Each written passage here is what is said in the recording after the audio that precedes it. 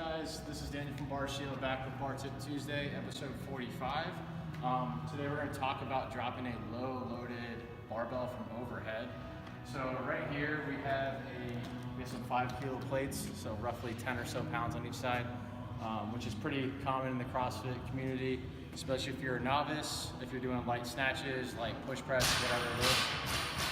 So what not to do right here would be if you're doing like a clean and jerk or something.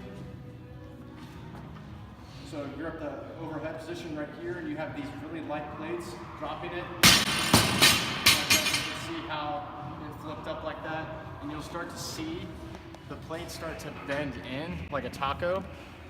It can be a little more exaggerated, and we've set up actually a couple plates right here so you can actually see the signs of what's going to happen. So this stainless steel insert, and around it's going to start cracking.